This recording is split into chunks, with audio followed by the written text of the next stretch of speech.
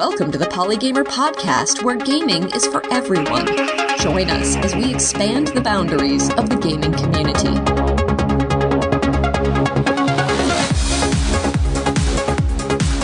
Hello and welcome to the Polygamer podcast, episode number 98 for Wednesday, February 12th, 2020. I have some great news later this month, this very month, February 2020, at PAX East, the 11th annual PAX East, and also my 11th annual PAX East. I will once again be moderating a panel. I'm really excited about this topic. It's called Gaming After Kids. It's about how to retain your identity as a gamer after having children, because having children can be such a redefining moment in a person's life that some things have to give. How do you make sure that gaming is not one of those things? The panel is Saturday, February 29th at 5:30 p.m. in Cuttlefish. I'm so excited to have a great panel of parents on that event with me, one of whom is on the podcast today. We've been friends for years. We go way back, but we've never done a podcast until tonight. Please join me in welcoming Nic Tompkins-Hughes. Hi, Nic. Hey, Ken. I'm super thrilled to be on this with you, and also almost all of those words about PAX East were simultaneously exciting and terrifying. It's definitely less than 3 weeks away, isn't it? Yeah, it is right around the corner. I'm looking at the calendar. It starts, you and I are recording on February 5th. PAX East begins 3 weeks from tomorrow. Oh, boy. Yup. That's scary. Okay. Thank you for that reminder. Yeah, 3 weeks from tonight, I'll be checking into my hotel, and that'll probably be the last good night of sleep I'll get for a while. Yeah. But you're looking forward to it, though, right? I am. I definitely have noticed over the past few years that I do not have as much tolerance for the crowds as I used to, which was something that came as a surprise. I used to be really into crowds and festivals and concerts that were really loud, and all of a sudden a few years ago I was just like, this is not my jam. I don't know if I need to be in this particular traffic jam of thousands of humans in this big room for a very long time.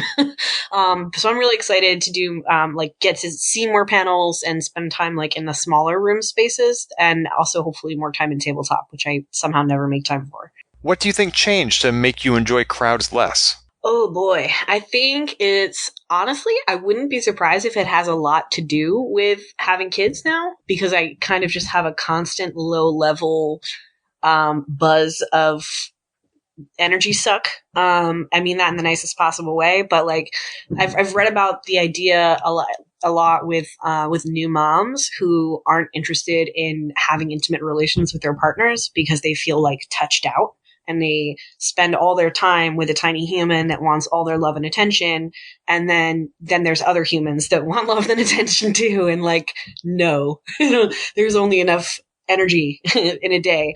And I think that having to spend so much 24/7 time as this solo primary parent of one and then two kids, I just think that by the time I have my own me time, even if I'm I'm so excited to go out, to PAX. I think it might just be the energy suck. Could it also be that you are so now accustomed to being in a crowd with your kids that you're always paying attention to where they are and not losing sight of them, and now just being in crowds puts you in that hyper-vigilant mode, which is exhausting? Yeah, I definitely, especially with my kids, they're both kind of wanderers. They both like to flirt with danger and, come as close to the line as possible without crossing it, which requires its own particular brand of hypervigilance. And then, and I think even just sometimes and I also, the other very real factor that I kind of would be silly not to bring up is the actual socio-political climate of choosing to be in a large space with a large number of people. And especially in the gaming industry, I was working in a role behind the scenes in a game that was kind of controversial. And so I was getting, I was getting a much higher exposure to things like death threats and things just general the negative side of the gaming industry. And so I was much more aware all of a sudden, and for the ongoing time, of just the kind of undercurrent of negativity and violence and threats and all of those scary things that kind of hit me all at once one year. And then since then, obviously we've had the current administration for the last several years, and it kind of just feels like everything's on fire all the time. And so honestly, sometimes I genuinely question whether or not I want to be in a largely populated space that's confined, where there's a very large mixture of people with a lot of different opinions and a lot of very passionate things that they have to think. And that's definitely a factor, I think, too.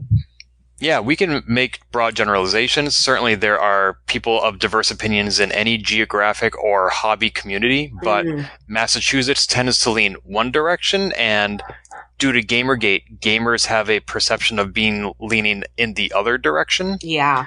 And so when you are accustomed to being in Massachusetts, but then all of a sudden you go to a gaming convention, you might not know what to expect. Yep, absolutely. I think and I actually remember very viscerally the first time I was at PAX East and saw someone wearing clothing that was, kind of very clearly promoting an anti-victim, anti-women, anti-safe spaces kind of vibe. And I was just like, oh wow, definitely I don't want to be in a crowd next to you. And also, what makes you any different than any of these other people that just didn't feel bold enough to wear the shirt, Right. How many more people are there who would wear the shirt if they thought they wouldn't get in trouble? Right. And how many people applaud the decision for that shirt to be made available? Exactly. Yeah. And it wasn't even like a specific, I want to specify clearly, it wasn't specific to a PAX event. It wasn't related to any past historical known ongoing controversies. It was just someone's homemade shirt that said a phrase that had to do with women and violence and sexual violence. And I was just like, man, wow. Okay. Let me relocate. Yep. I hear that. So I want to talk more about PAX, specifically the panel you and I are going to be doing, but let's back up and introduce you a bit more to our listeners. You have been so active in gaming for so long in so many different capacities. You've been a community manager, a freelance writer for Polygon and Pixelkin, a panel moderator at PAX, and more. What is your current relationship with video games? That is a very interesting question. And also, that's a very good point. Hi, I'm Nick. Right now, I'm a case manager in more of the human services and social work kind of realms. Excuse me. And so in my real day-to-day job, that's kind of what I do. For a while, I was fortunate enough to get to do some freelance writing in the games community, and also was a volunteer community manager in a few spaces. And then at one point I took a position with a game company working behind the scenes. And that gave me some really significant insight into a lot of the things that I had heard about and really kind of seen, but without really knowing that that's what I was seeing, if that makes sense. I was seeing very public trends in the gaming community amongst writers and amongst developers and amongst consumers of games. But I wasn't always necessarily, I don't want to say invested, but maybe I wasn't feeling impacted as much as I maybe should have or could have been. And I feel like getting an inside look was kind of a blessing and a curse. I did get to know a lot more about the industry, and I got to learn a lot more about the process and about project management and community involvement, and a lot of really valuable parts of really almost every aspect in some capacity, like a little bit here, there, and everywhere of different aspects of the industry. But it also really gave me a very clear insight into the sometimes unsustainable culture of game development, game employment, the sometimes unsustainable and unsafe realities of gaming communities, especially for women, especially for people of color, especially for people with strong opinions.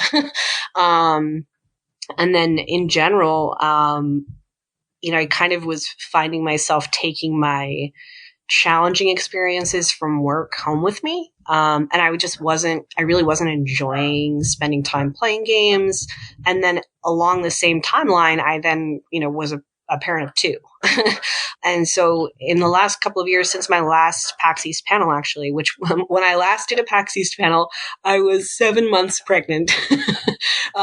with my Oh, second I remember kid. that PAX panel. I was your companion. I was allowed into all the events early with you. Yes, I was very, very pregnant.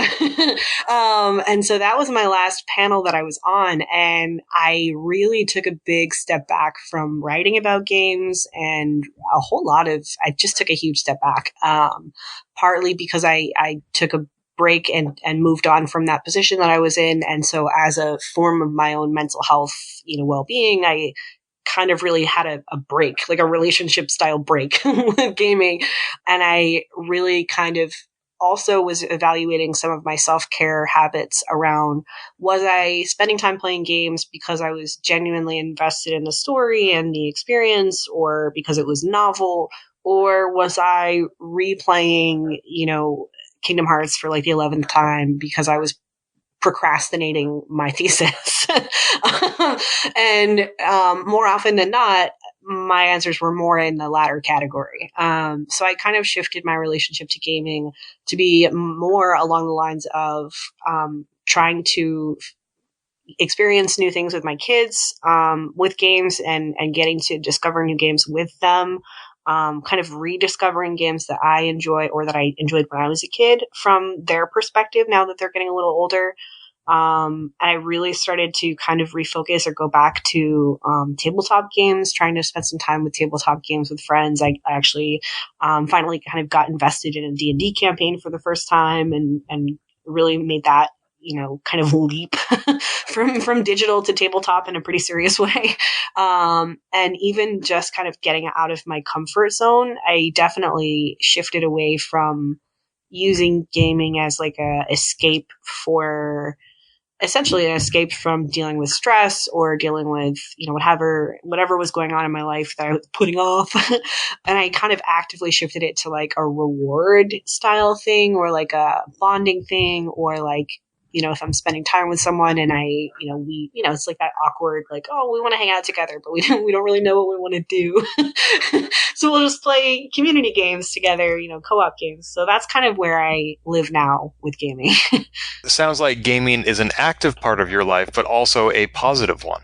Yeah, I definitely think that. And I, in some ways, I think gaming is more active in my life than it was before, even though I spend way less time actively consuming gaming content. Like I actively don't read a lot of gaming content anymore.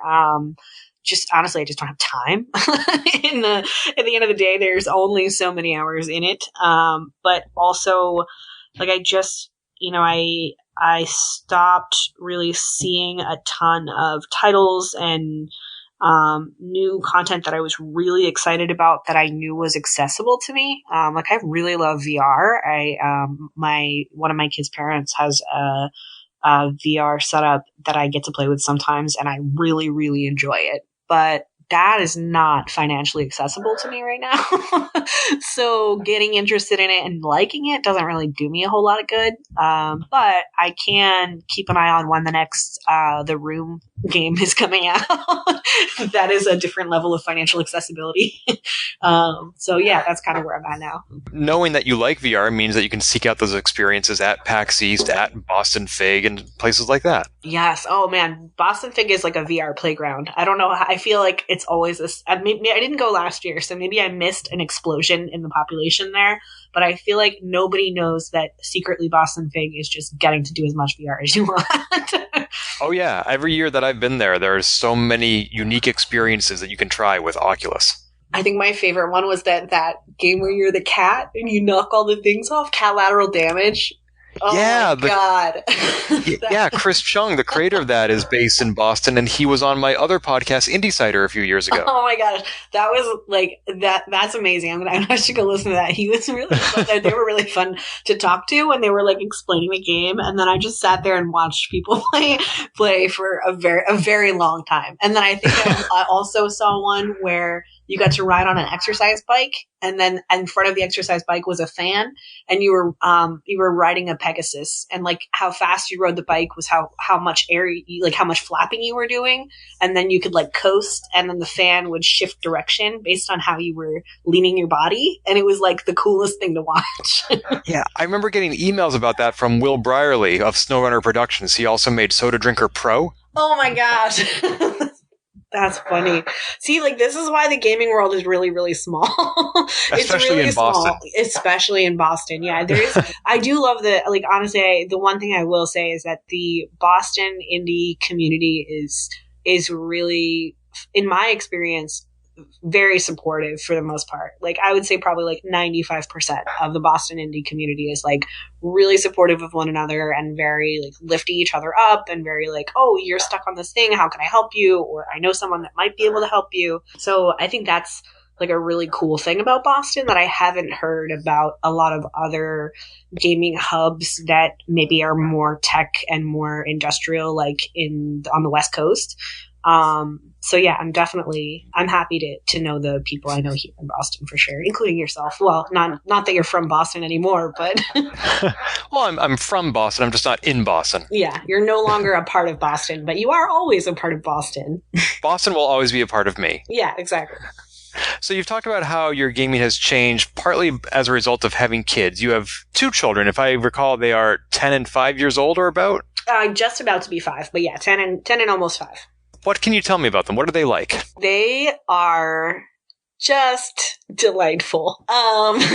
They're very, very different from each other, and in very different ways, they're very like me. My older child is 10, and it has high functioning autism spectrum disorder, and also ADHD. And so a lot of his life is about structure and routine, and we use visual checklists.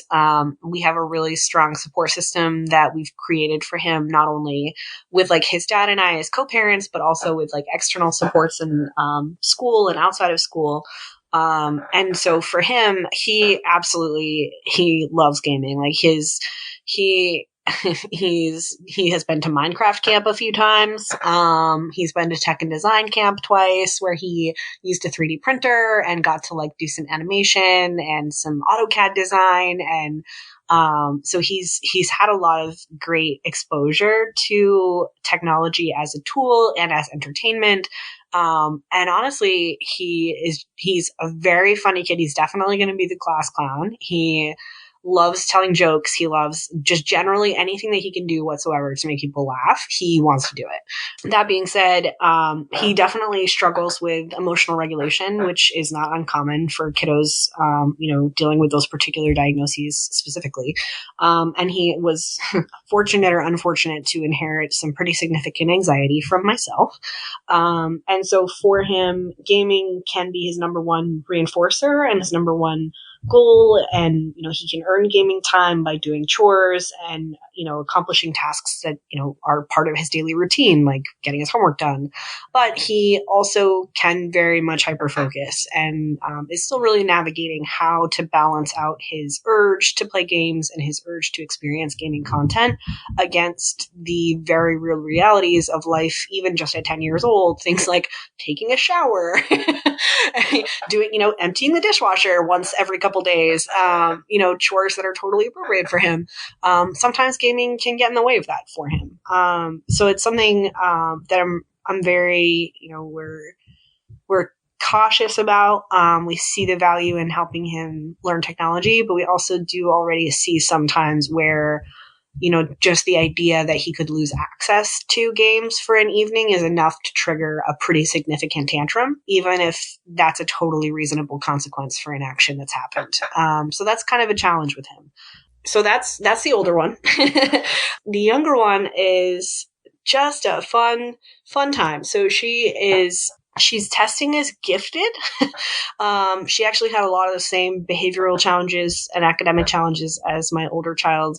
And so we kind of followed the same path of evaluation and assessment to make sure that we were making sure they were both getting the same supports. And ultimately, with support, she really exploded. She had like really significant language gains and cognitive gains. And now is kind of on the flip side. She's really ahead of the curve in a lot of areas. And for anybody who's listening that has kids who are gifted, it's kind of like, and I'm not joking, and I promise I'm not a mean person, it's kind of like having a live-in genie who actively wants to misinterpret everything that you say.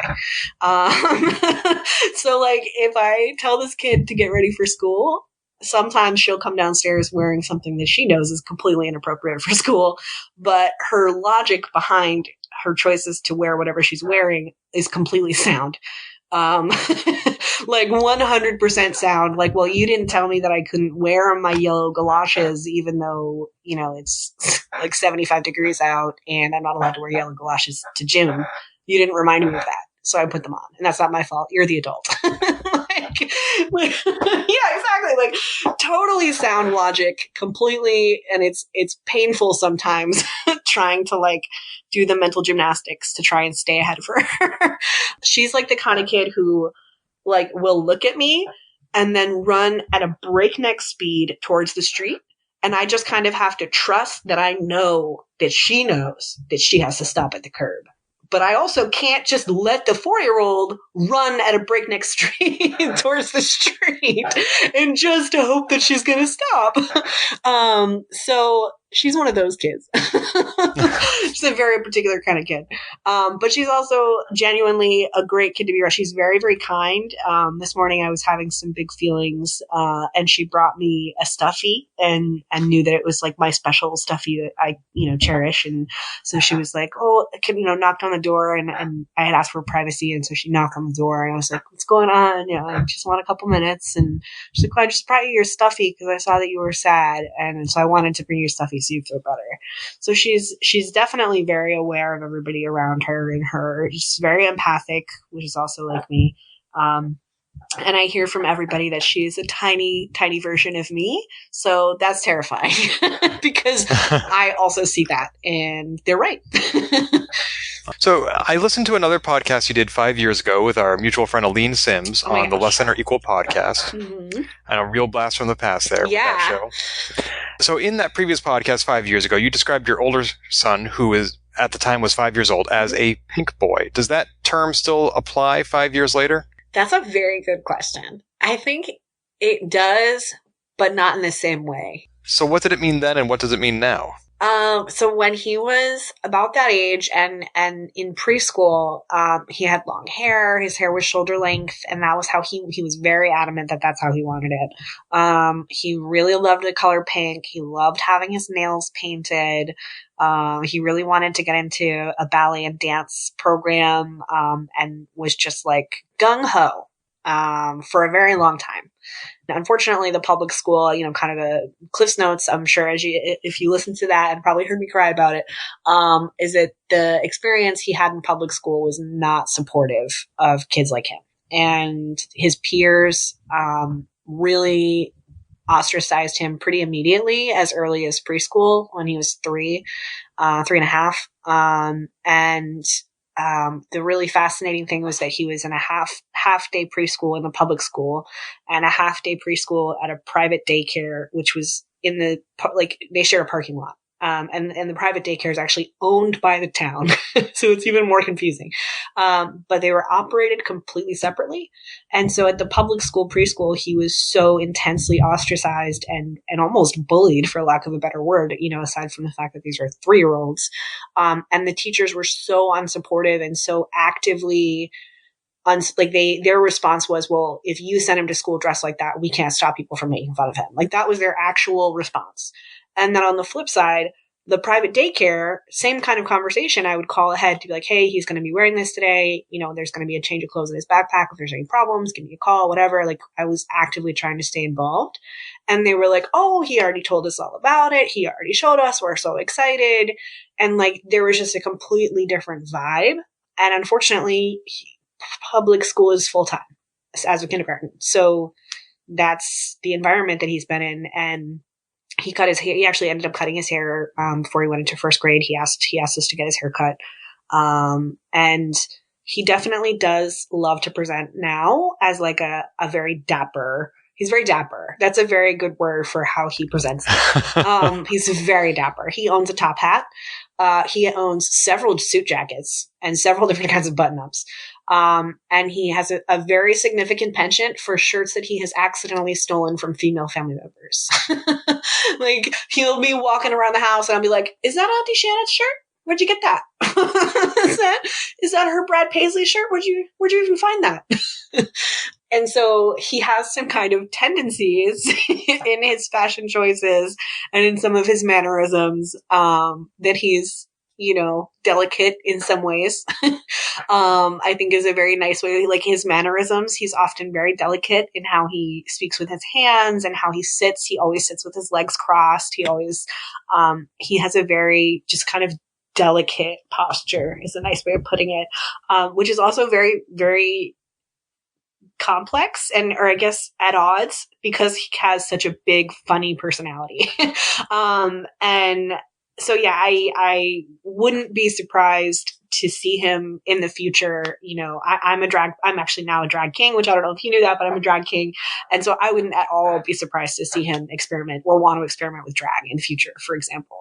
But I don't think that he's in a place where he would wear things like that to school or comfortably do more than, occasionally wear a more feminine cut shirt to school. I think that's about his boundary right now at school. But at home, he's definitely a little more extravagant. Do you think he in any way limits himself because he's concerned about how he's going to be perceived or responded to? Oh, 100%. Yeah, absolutely. That's actually from age 3 or 4, he stopped. So the big thing that happened was that he brought his Hello Kitty backpack. He had a Hello Kitty backpack. He had Hello Kitty sneakers. He had pink plaid sparkle sneakers. And he brought a Hello Kitty plushie into preschool. And he was just like from day one, so many kids were telling him that's only for girls. You can't have that. What's wrong with you? And his teachers in the public school setting did nothing about it. They just basically ignored it. And then they put it back on us and said, if we allowed him to go to school with things like that, that's how kids were probably going to treat him. I actually went so far as to offer to buy books for their classroom, books like Jacob's New Dress and Read a Crayon Story, which are both very age appropriate, like award-winning picture books for preschool and probably preschool to first grade, that talk about expression of gender identity without talking about gender identity. It's really about gender expression and about acceptance of gender expression and about how negative response to gender expression can hurt people, and can be unintentionally hurtful. Those two particular books, especially. And what I was told by the public school is that they would need to send home a sex education, permission slip to be able to read either of those books in the classroom setting.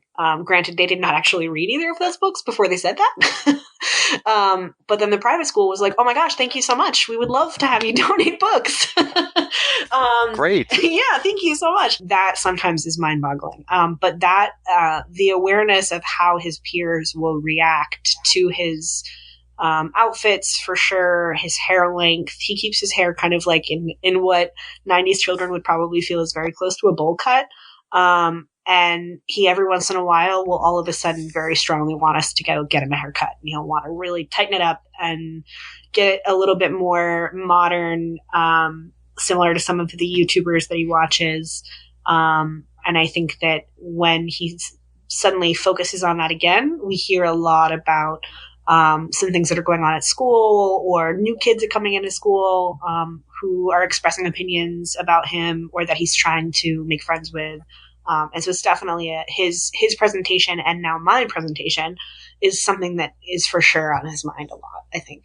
We're going to be bouncing back and forth in this podcast between talking about gender and talking about games. I want to talk a little bit about games with your kids. You and I are of a generation that grew up playing video games. It played a very important role in our lives. Yeah. I mean, just look at where we ended up. Yeah.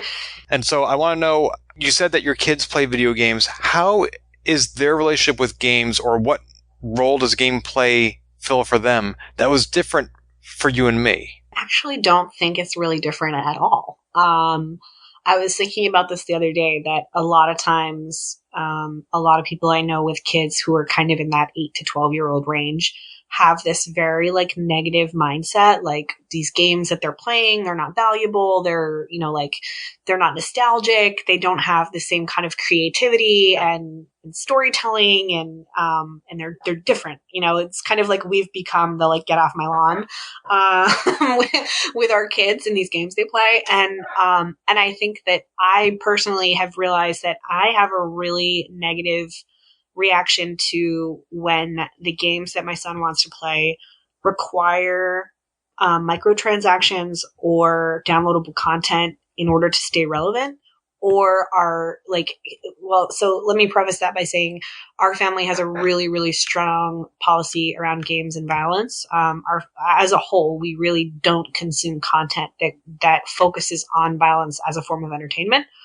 meaning like we have a couple Nerf guns. Like that's probably as close as we get to having guns as entertainment. And the first time someone accidentally shot a human with one of those guns, it went away for a week. So we have a pretty strong policy that like guns and weapons are not entertainment. They're not fun. They're scary. They're something we need to be respectful of. We need to be careful of, and not something that's like let's eat some popcorn and enjoy ourselves.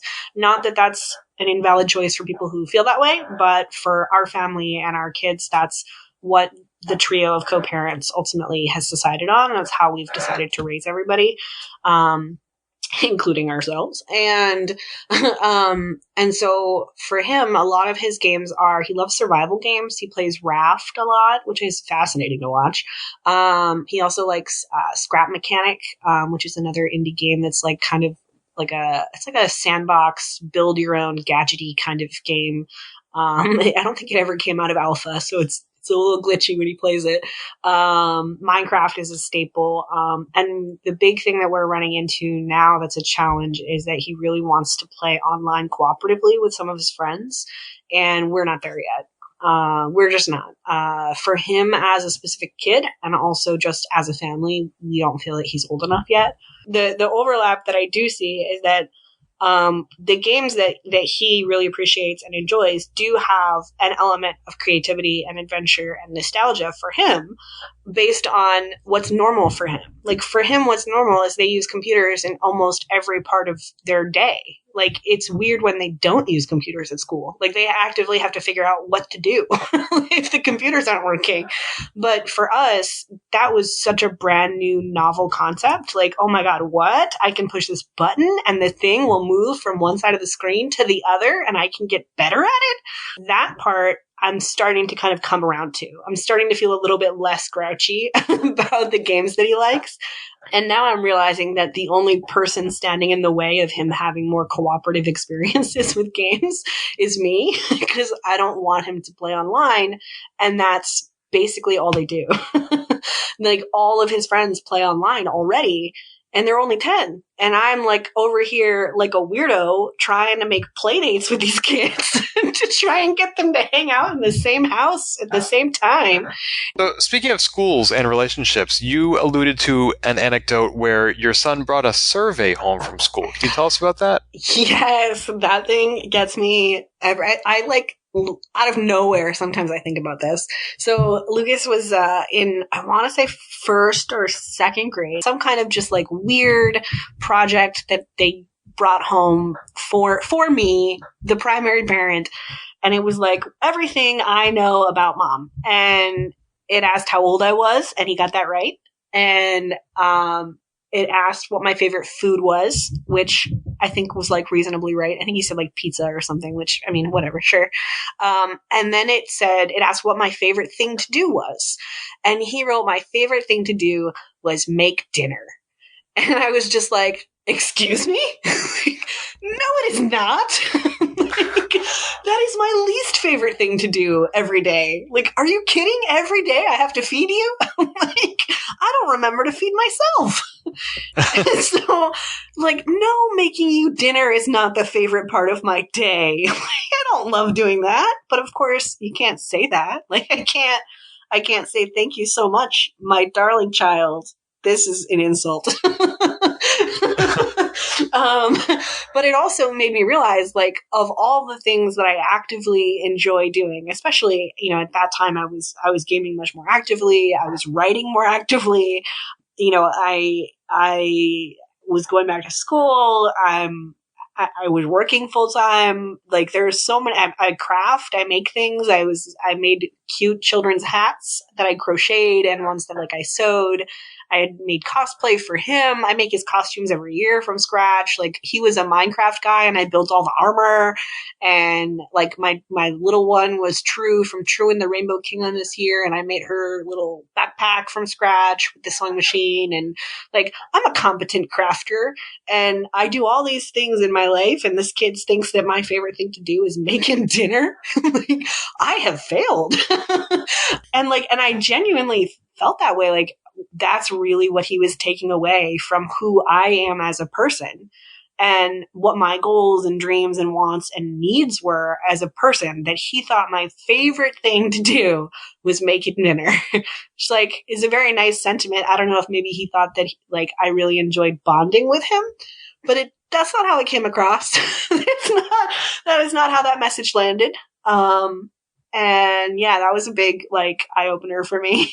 But again, your kid was only 5 at the time, and how well do they ever really know their parents? I mean, kids see their parents in terms of what they provide to them, and you do provide them dinner as more than, gaming may have been a solo thing that you did that they don't care about. Yeah.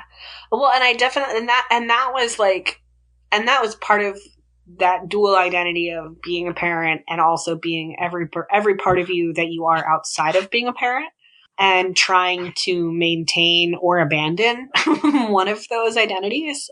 And what I find that as a trend amongst people I know who are solo parents, is that there's a trend that some people really cannot integrate that second identity as a parent, either because they weren't ready, they aren't capable, they don't want to, all valid. But what I was kind of realizing in that moment was, because I agree, kids see you as you present themselves to them. And having a second kid has very drastically different observational skills for one thing, but who has a different kind of observational skill and also just a different kind of awareness of the people around them, was very eye-opening. Because when I ask my little one what I like to do best, she'll tell me I like to sleep. Also true. And she'll tell me that I like watching movies, which is also true. And there are things that I do with her. And I definitely there's a disconnect, I think, between the idea that even at 4 or 5, kids don't have some idea of who we are, just based on what we show them. I think that, I don't know, I think there's something to be said about this specific interaction between my son and I and how we mesh and sometimes don't mesh, and how he perceives me as his primary parent and as his caregiver. But I think that was also a very significant reflection of who I was allowing myself to be. At that time, I was working constantly. I was working legitimate 80 to 90 hour weeks, and also going to school and just being the primary parent, which just leaves no time for anything else except maybe eating and showering sometimes. For several years, I was nursing. I was breastfeeding. So even when I wanted to be playing games, I actively had a tiny human stealing my life, stealing my lifeblood, or whatever you want to call it, from my body. And I would just be stuck for hours, seething, that I wanted to do things, or I wanted to, I had a really hard time settling into being a parent and bonding and enjoying that time and not feeling like there were so many other things I needed to do. So I can totally see how a 5-year-old would look at my life and say, the only time I seem happy is when I'm making dinner. Because it's probably the only time I would slow down enough to actively engage and be present in the moment, and stop moving and stop running around. So your son didn't see you as a gamer. I have a friend who has been a guest on this podcast. He goes to PAX East every year. One year we went to Gamer X together. He cosplayed, and I had him on the show, and I asked him, "Are you a gamer?" And he said, "No." And I asked him why, and he said, essentially, that for him, gaming was a hobby, not an identity.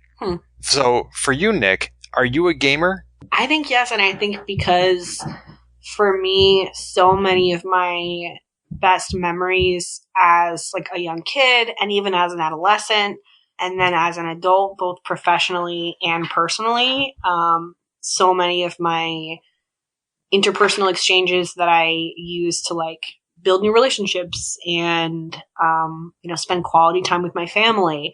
So many of those things still have a hand or a touch in gaming that it really is kind of like a part of who I am and who my identity is. Like we play games at family gatherings. The 4-year-old is ruthless at Uno. Like, oh my God, she's absolutely like, I do not like playing with Uno with her anymore because she is so ruthless. And I'm actually at an internship at a shelter right now, at a homeless shelter, and we had to do an icebreaker. We had to come up with an icebreaker for a big team meeting we were having. And there was this like, well, we got to come up with something fun that everybody likes, but we don't want it to be too competitive. And then like, I ended up being the person that came up with an idea because I was just like, this sounds like a fun way to kind of have fun and be participating and like play a game that doesn't have a negative competitive connotation. And I don't think that I would be able to come up with ideas like that if I didn't have this part of my brain that really enjoyed finding ways to make weird stuff fun and finding ways to solve problems and make solving problems seem fun. And I think that all comes from, Oregon Trail and,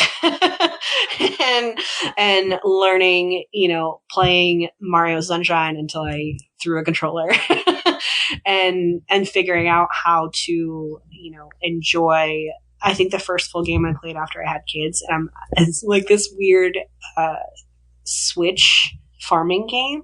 I think it's like a barn game, and it was just like a simulator, just a weird barn simulator game. And I played it for like 6 hours. And I was just like, this is heaven. No one needs me. No one needs me except for these dumb chickens. It was just like the best thing. And when I have time and energy and bandwidth, absolutely games make me very, very happy. But I don't think that they're, I think that I'm able to have them as a part of my identity as a thing I enjoy now and not as a thing that I have to do. Mm-hmm. No, that sounds healthier. It seems that way. I'm not sure yet. Time will tell. Yeah, basically. So you're a gamer, you're a parent. These two things intermingle, as we've talked about. You've done panels at PAX East about this topic, several in fact, right? At least 2? Yes. I did 2 parenting panels at PAX East, as well as one at Boston Fig. And then I was also on a panel at GamerX, but that was not about... Soon, you're going to be on your first PAX panel in about 5 years. Yes. And you won't be the moderator this time. That responsibility is not one you have to worry about. But I would like your advice, because this is going to be practical advice for me. How are you hoping that this year's panel will be different from the other parenting panels you've done? Ooh. I think I really want to hear about how people balance their mental health and their obligations as a parent and their self-care, if that makes sense. I think that concept of using games as a tool and also acknowledging our tendency sometimes as parents to use gaming as an escape in a way that's not always healthy. And I think parents tend to, like, that seems to be like the really big elephant in the room sometimes, especially in single parent households. That internal struggle between like, I really would love to be able to play this new game, but I can't afford it and I don't have time. And if I do play it, I'll probably feel guilty the whole time. And that's not going to be fun for anybody. But balancing that against, hey, my 10-year-old is maybe now able to try out some simulation games that I really enjoyed, when I was this age, or, they're learning different kinds of coding and techniques in Minecraft. And so maybe now we can translate that into some actual like coding and stuff. And like, how are we translating that in a way that's healthier, if that makes sense? As a non-parent, I'm not as interested in raising the next generation of gamers, and that is something that I've heard a lot of discussion about at PAX, and that is absolutely important and valid. I'm just saying it's not of personal interest to me. That's fair.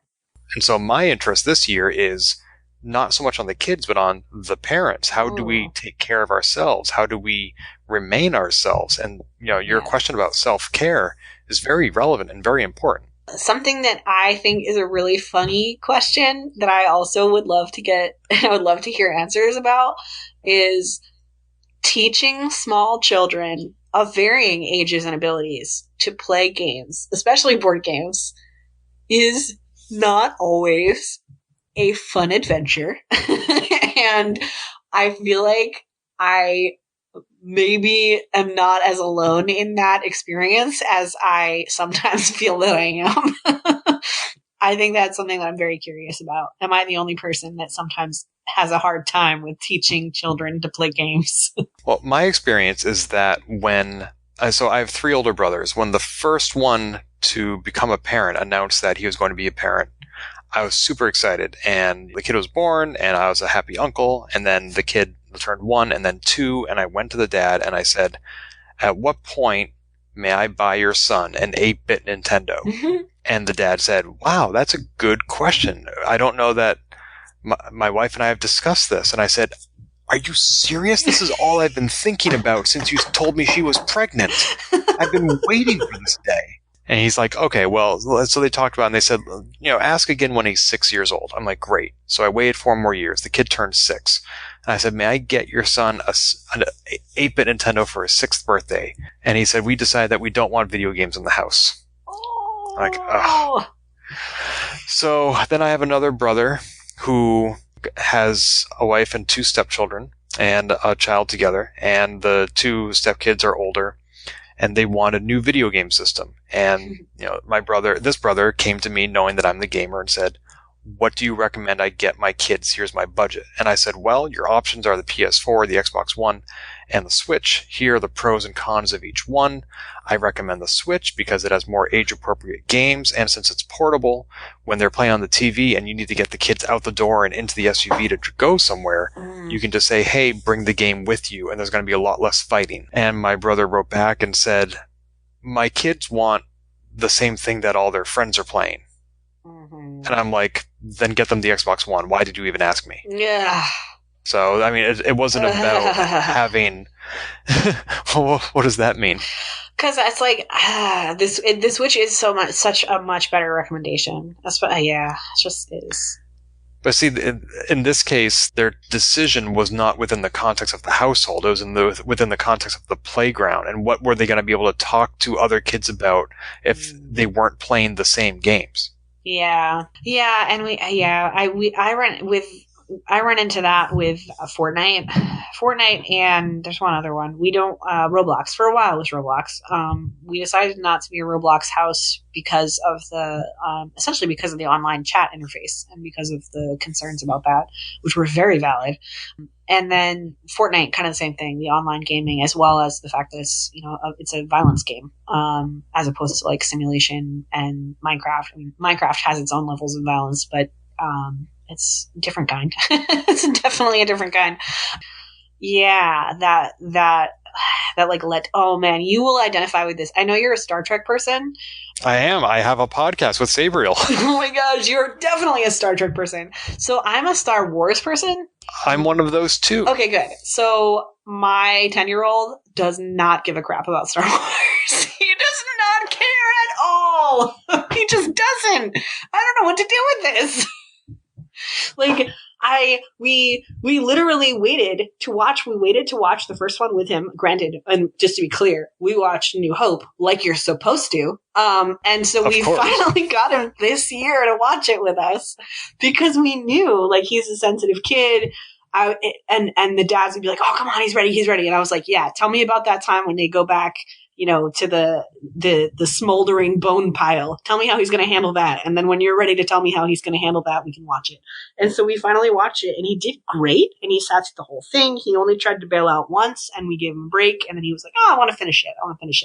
So he came back, and then we're like, when do you want to watch the next one? And he's just like, I don't really know if we have to, do we? I was just like, oh no. Yes. Excuse me? Yes, we have to. So I genuinely think we've just given up. I think because the 4-year-old's like, what are you watching? Can I have a lightsaber? We're like, absolutely, you can have a lightsaber. See, there is another. There's another. And I still have not, But when you watch the original 2 trilogies with your younger child, you're going to watch them in the machete order, right? Yes, absolutely. You're familiar with that, I hope? That's 4, 5, 6, 1, 2, 3, 7, 8, 9, right? So it only deals with the first 2 trilogies, and the order is 4, 5, 2, 3, 6. Oh gosh, that's right. Oh my god! And you don't watch one at all. These, hugely long conversations about this. Oh man, this could be its own. This could be its own podcast. I feel like, you know what? Also, I feel like we've already touched on the fact that there are people on the internet with very strong opinions. Yes, there are. I feel like I'm going to watch Star Wars in whatever order I can get my children to watch the damn movies in. That's exactly the order that I will watch them in. So we've talked about games, we've talked about being a parent, we've talked about Star Trek and Star Wars. Let's talk about you, Nick, and this is a question that I asked your approval for beforehand. You recently transitioned. Yes. How did you know to transition? How did you know that this was the right thing for you to do? That is a very good question. I think that the Cliff's Notes is so firstly, so I identify as non-binary and transmasculine, and meaning essentially that I was assigned female at birth, and I am currently pursuing forms of social transition, meaning I dress very androgynously, typically masculine presenting. I have short masculine style hair. I don't wear, I did recently wear some nail polish, and that felt very nice. I'm probably going to do that again. I liked it. But I don't wear makeup. I never actually really have been a makeup person. And in October of 2018, so it's been a little over a year and a half now, I think, that I've actually had short hair, and which is really fascinating because when people happen to come across photos of me from before my short hair experience, essentially, they're kind of just like, whoa, that's you? That's the same person? What happened? And there was a really interesting medical personal situation that came up.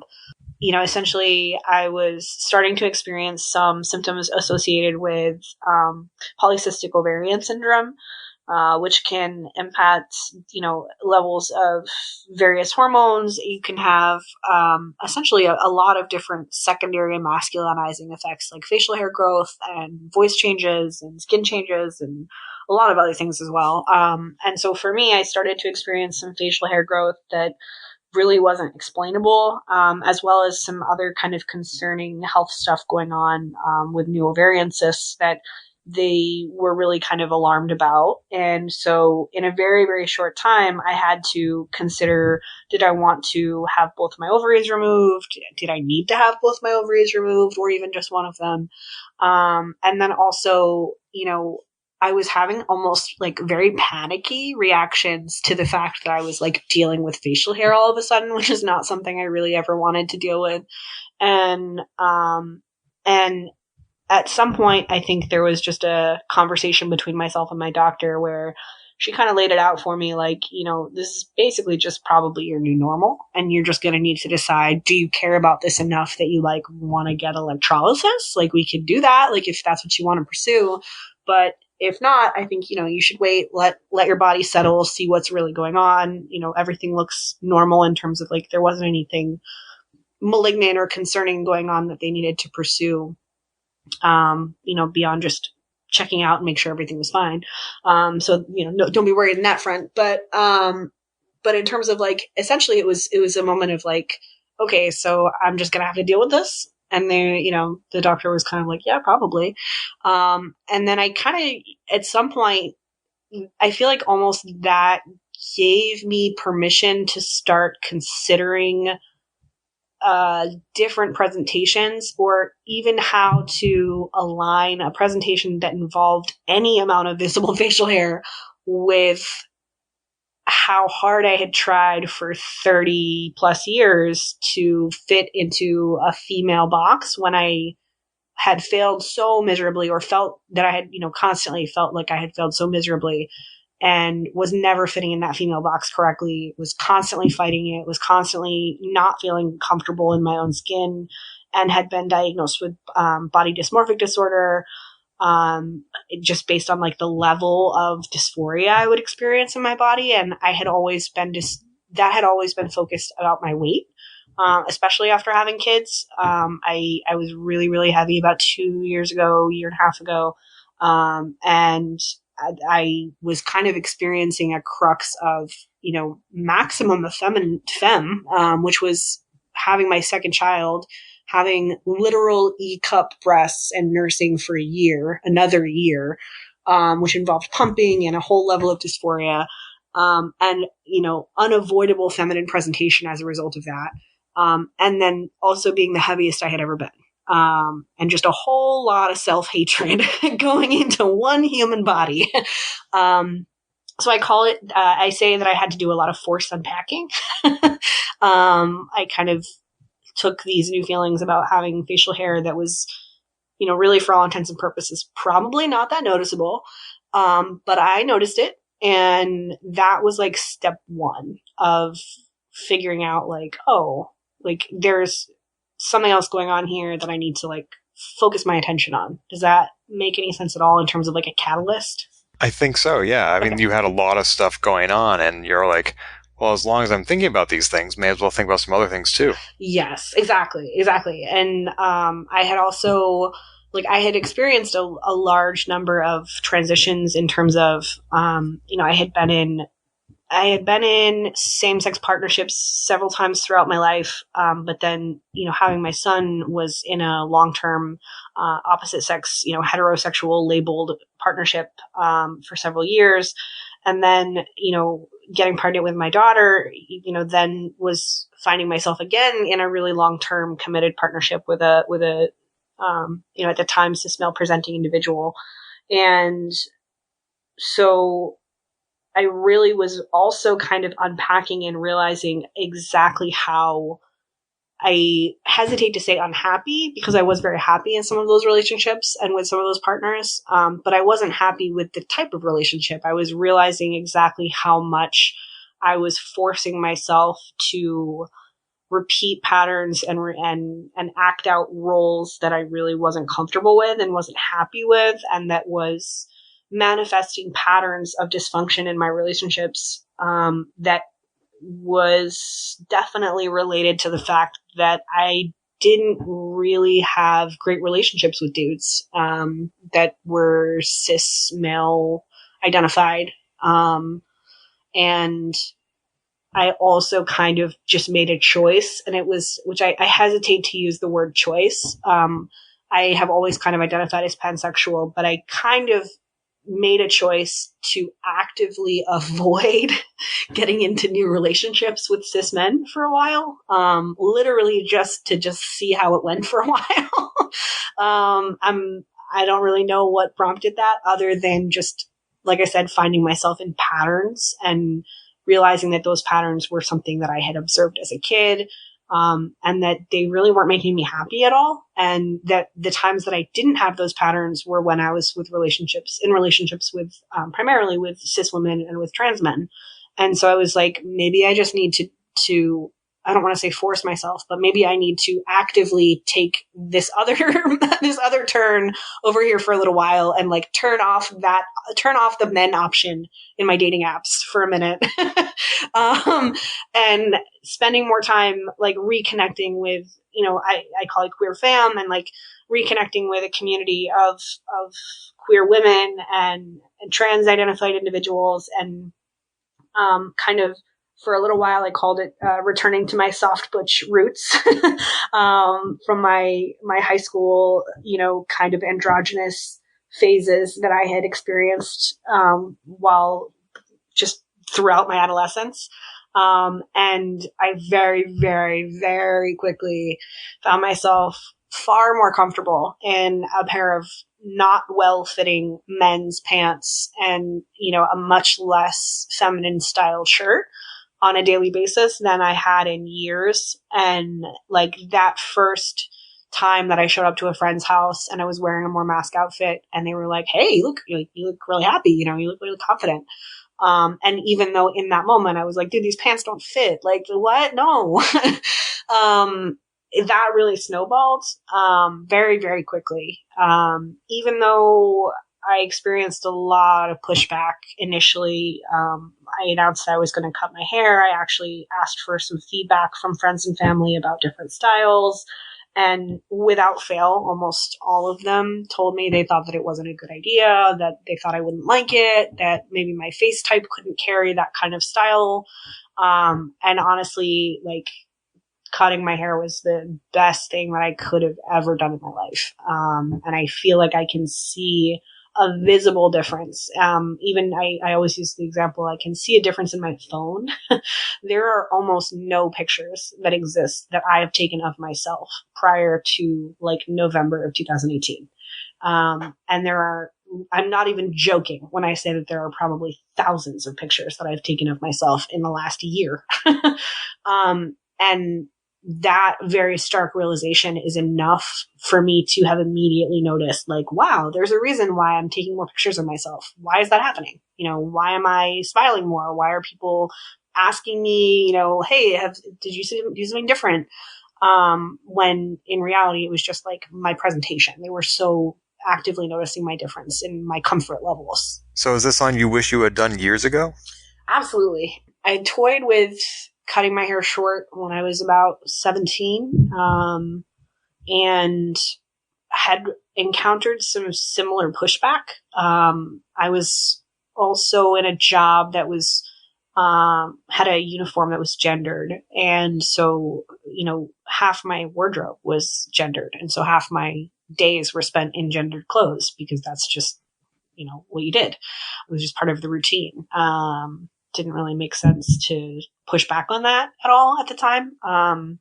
And at the time as well, my employer was starting to push back on things like piercings and hair color. And a lot of my peer employees were getting a lot of pushback about things like atypical gender presentation and hair color. And I was dating someone who was trans identified, who was actively, visibly getting discriminated against in their employment position and in our shared employer. And so something I realized this year, actually, I listened to a podcast called Family Secrets, and that, by the way, is a very intense podcast. I highly recommend it. But I listened to an episode called The Last Haircut, about an individual who realized that he was gay, and he was going through this experience of his wife giving him his last haircut before he left their marriage and essentially had to leave their household and his kids and move out because that was the only way he could pursue being an out gay man. And hearing that story, going into that episode of the podcast, thinking like, oh, this might be relatable, like this might be something I can identify with. And just like every word out of this man's mouth about the feelings of internalized self-hatred and how many ways that society accidentally teaches us that we're wrong and bad and different and not good enough and atypical, and that we should be grateful that they're accepting us and not that we have a right to have our own space and have our own way of living that is comfortable for us. Seeing how much of that was deeply ingrained in my subconscious, even just from listening to that one episode, was really, really eye-opening. And like literally from a week's long period of time of doing some of this mental unpacking, I decided to like change my pronouns at work to they, them, and in my signature. And, I came out to my family, and I think that was the hardest part, but everything since then has been like 100%. My life has been 100% happier and like more comfortable for me. And I see myself doing things that I never would have done before, or even considered doing before. I'm a drag king now. I just presented a research study that I conducted as an independent researcher at First Event, and I'm going to the National Conference on Undergrad Research in March and presenting this research study that I did. And I don't think Nicole would have done any of those things. I think Nicole would have barely made through this degree program and just figured out a way to keep scraping by and keep surviving and keep, food on the table and enough money in the account to keep it from going negative until she could get a job and keep struggling. And I think that now every day I look at like, why does it have to be this way? Why do we have to be stuck in this system? Why do we have to accept X, Y, and Z? Why can't we look at this as an option instead? And that's definitely an internal change that I wasn't expecting. Oh, that's so great. I mean, as your friend, I'm so happy to hear that you have found yourself and that you're happy with who you found. Thank you. Yeah, it's definitely been, it's been a really interesting experience for sure. Like even I kind of get this like first day of school level jitters sometimes now when I'm like I went to first event this week and I wore a tie and wore like a vest tie combo for the first time and was just like, oh my God, am I going to prom right now? Like, what is happening? I was like giddy and, going to Thanksgiving this past year and feeling comfortable with, I was wearing clothes that fit me and I felt comfortable in my body. I had a year to get used to my hair and I was feeling much more like mask and strong in how my hair was. And I didn't feel like I was just trying to like fit a square peg in a round hole kind of situation. And I also feel like this Thanksgiving, I really like kind of owned it. Like I kind of went in there and was just like, listen, please do not talk to me about my weight. I know I've lost weight. It wasn't on purpose. I don't want to hear about it all day. Also, my name is Nic. Thank you so much. That had, was again, also not something that historically, I think, despite my personality, I'm sure there are people that know me that are like, yeah, okay, I'm sure you wouldn't have never done that. But I think in reality, especially with my family, I never would have done things like that before.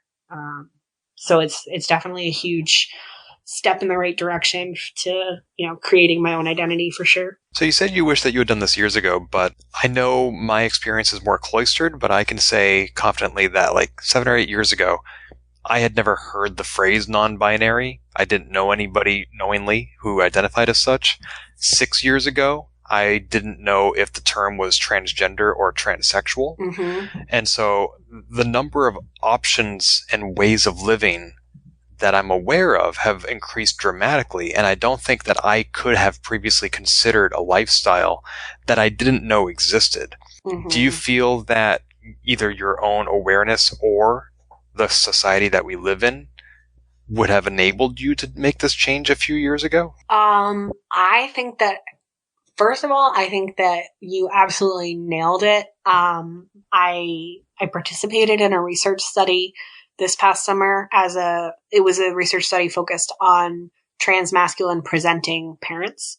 And one of the things that they talked about was that they were doing research on possibility models. And that is exactly kind of like what you were saying is how do you know that you want to be or are something that you literally don't know exists? Like that's just, your brain doesn't know what you don't know. I think that I am very, very fortunate that here where I'm geographically located on the Cape, there's a really active Gay Straight Youth Alliance that was very strong when I was going through high school. And I connected with a lot of people there that I'm actually still really close with. And in a very bizarre, like I almost want to write a book about it level of bizarre, there's a very high proportion of transmasculine individuals in the cohort of adolescents that I went through this program with. So the way the Cape is laid out for anybody who's not familiar, it kind of looks like a dude whose arm is curved up like he's flexing. And the youth center that supports gay and straight youth, was known as the Gay Straight Youth Alliance at the time, is located like right around like the elbow, like it's in the middle. And so geographically, students from all over the Cape would access this as an after school center. And of the, maybe 30 or so people roughly that were in and involved and active in that time, I have a close friend group of, I would say, maybe 10 people that I was really close with. And I would say maybe 8 of them are transmasculine, which is a lot. It's a pretty high concentration. And I feel like if I hadn't had those individuals in my life to be a support for them when they transitioned, I would have been years behind where I am now, first of all. And even being that embedded as an adolescent in a queer community with trans peers, I still didn't have a possibility model for a non-binary presentation of a trans identity. Like, all of my trans male friends were trans men, and some of them still very strongly identify as binary men. But a couple of them have actually now said that not necessarily that they would want to detransition, but that if they had known what they know now, 15 years ago, that they may have been happy to live in a more non-binary space. And that, like you said, like not knowing about non-binary identity or not having it be part of the conversation of queer identity or gender identity really in the past decade at all is a huge barrier. And it's one of the reasons I'm so passionate about things like getting more inclusive books in elementary schools. And I'm really passionate about, like LGBTQ inclusive education, because I feel very, very strongly that without these possibility models to realize that, actually in practice, we're seeing it now. We're seeing women coming to schools to do career day events to show young girls what kind of careers are available for women. But what we don't have is society saying, here are same-sex couples thriving. Here are non-binary individuals not getting murdered. Like here are trans individuals not getting murdered. And I think that the very, very rapid offering of more positive queer content on a lot of platforms online and on TV has made it possible for like a mini explosion of identity transition to happen and identity reconfiguring to happen, because people are finally getting exposed to possibility models that simply weren't available to them in their, lack of, kind of social circle or geographic area, especially in rural areas, but, even in more progressive areas like Massachusetts, like you said, there's the identity of non-binary isn't something that was part of the conversation until recently. So I definitely think that mainstream media in the past 5 years has been a huge factor, and policy in the past 2 to 3 years has been an even bigger factor, like public policy. Unfortunately, I think that the current administration has done us a favor in a really terrible way by raising awareness and making people angry. But unfortunately, they've also taken away a bunch of our rights. So that's not exactly a great trade-off. No, not really. No. So you had also mentioned that you do some drag. You are a drag king. I had Matt Baum on this show 2 years ago to talk about drag queens. Ooh, fun. Is there much of a difference between those two? Yes. Oh boy. Yes. And there is, especially in Boston right now, there is kind of a drag king renaissance happening. There is a drag king workshop program that churned out 46 graduates, I think, over the course of about a year and a half. So there's 46 new drag kings in the Boston area just in the past year, which is a lot. And prior to that, there was a handful, like a couple, literally a couple. And then in the last couple of months, a couple of drag kings, namely MT Hart, who spells his name M, like the letter M, and then T, the letter T, MT Hart.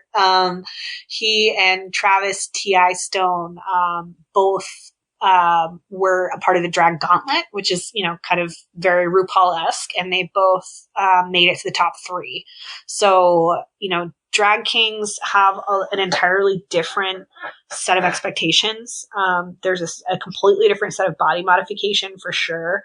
And there's also a different expectation in terms of the numbers. Like I find that drag queen numbers are usually very dance heavy or very camp heavy, very like campy and dramatic, and they're very well acted out.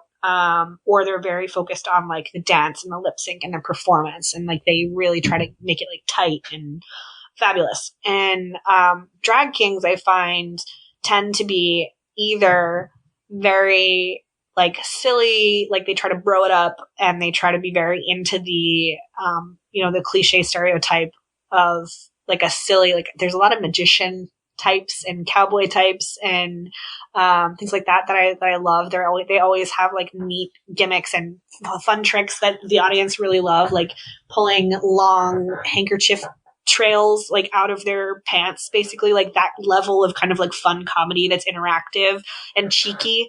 And then there's also this other side of drag kings that are just like, oh my god, did you just step out of the GQ? Like what? And now you're gonna dance to Usher like you're Usher, and you're gonna take off half your clothes. What's happening here? It's very like burlesque adjacent, and so there's this burlesque adjacent drag, and then there's almost like RuPaul drag karaoke campy performance drag, and I find that kings are in one of those two categories typically, but there are not very many drag queens that focus on burlesque for probably a ton of reasons I really don't have insight to. Do you have a drag name? I do.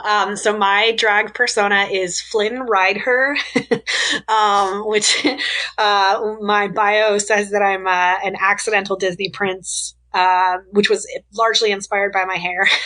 Nice. And where can we see you perform? So far I've performed at Club Cafe in Boston. And I'm also in my never-ending list of weird talents. I'm also I'm doing some photography. I'm doing some drag photography, which is its own niche.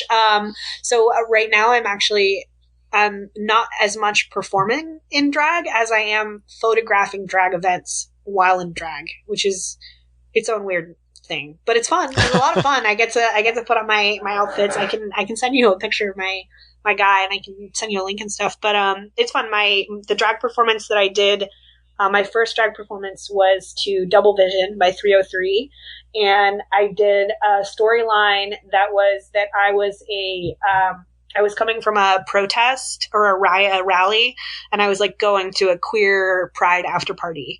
And so like I rolled up with my protest signs, and I like on the back of my protest signs, I had other words that had to do with the song that were like interactive to the song.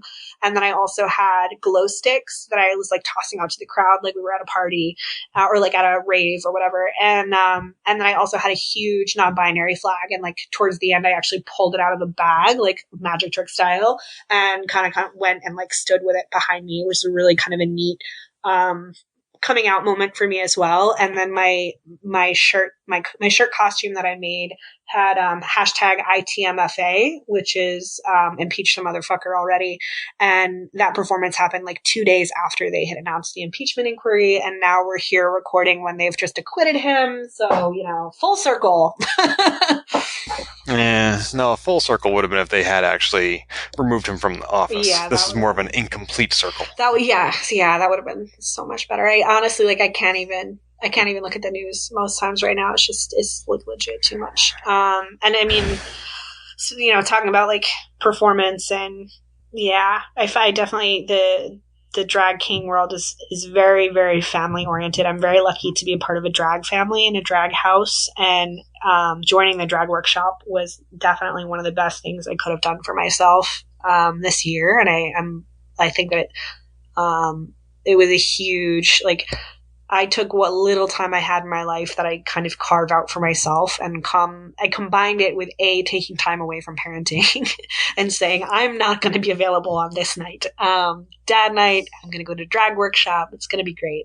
And then also kind of like combining that with a passion I have for creating and performing and redefining that, because I've never really felt comfortable on stage doing female performances and in female roles and even in karaoke, but I definitely have an entirely different vibe and feel now when I'm like on stage presenting more masculinely and feel more at home in my body. Like it's like one less barrier to enjoying myself. That's awesome. I'm so glad that you have found this identity, that you are carving out time for yourself, and that's a form of self-care.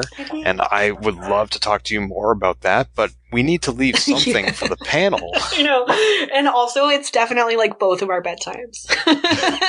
So I think we should continue this conversation in 3 weeks at PAX East. That sounds perfect. I'm super excited, and I'm so thrilled that you were open and interested in having me on to talk, because I'm very excited about the stuff that I've got going on, and what I'm getting more excited about is the people around me that are feeling comfortable with like sharing things that are going on with their own identity, and like being able to like having big brothers, I call them, as friends who are transmasculine, or big siblings, who I can like lean on and talk to for advice. And now like getting to be a big sibling in some ways is really great, especially for other non-binary people, because there aren't a lot of non-binary older siblings that are kind of like out and comfortable with sharing information and self-identifying and being out yet. So I'm excited to get to do that. So if other people want to learn from your example, where can they find you online? That is an awesome question. I need to figure out my Twitter handle. My Twitter handle is not intuitive. My Twitter handle is @Sorient_Nim, and I'm assuming that'll be written somewhere. I'm also on Twitter and Facebook. As my name, Nic Tompkins-Hughes. And other than that, I'm on a few different platforms as the drag king Flynn Rider, which is spelled like true, you know, like a true queer, RYED''HER.